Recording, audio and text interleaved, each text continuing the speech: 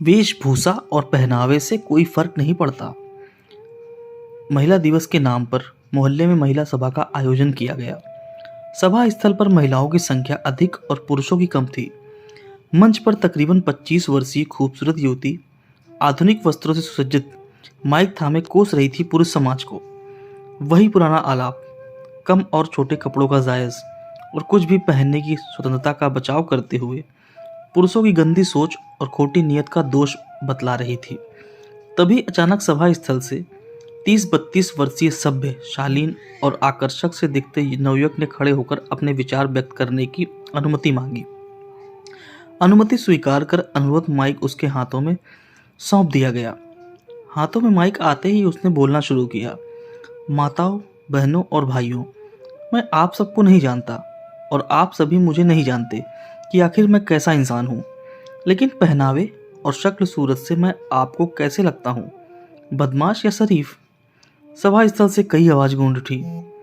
पहनावे और बातचीत से तो आप शरीफ लग रहे हो, शरीफ लग रहे हो, शरीफ लग रहे हो।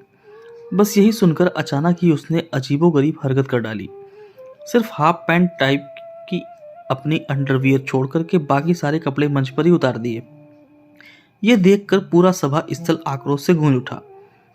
मारो मारो, गुंडा है, बदमाश है, बेशर्म है, शर्म नाम की चीज नहीं है इसमें, माँ बहन का लिहाज नहीं है इसको, नीच इंसान है, ये छोड़ना मत इसको। यह आक्रोशित शोर सुनकर अचानक वो माइक पर गरज उठा। रुको, पहले मेरी बात सुनो, फिर मार भी लेना, चाहे तो जिंदा जला भी देना मुझको। अभी अभी तो ये बहन जी कम कपड़े, तंग और बदन नुमाया छोटे छोटे कपड़ों की पक्ष के साथ साथ स्वतंत्रता की दुहाई देकर गुहार लगाकर नियत और सोच में खोट बतला रही थी। तब तो आप सभी तालियां बजा बजा कर सहमति जतला रहे थे। फिर मैंने क्या किया है?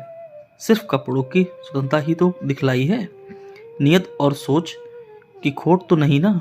और फिर मैंने तो आप लोगों को माँ, बहन और भाई भी कहकर ही संबोधित किया था।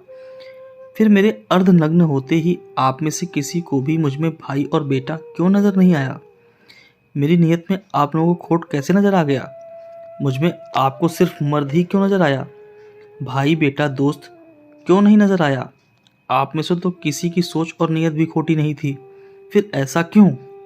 सच तो यही है कि झूठ बोलते हैं लोग कि वेशभूषा और पहनावा से कोई फर्क नहीं पड़ता।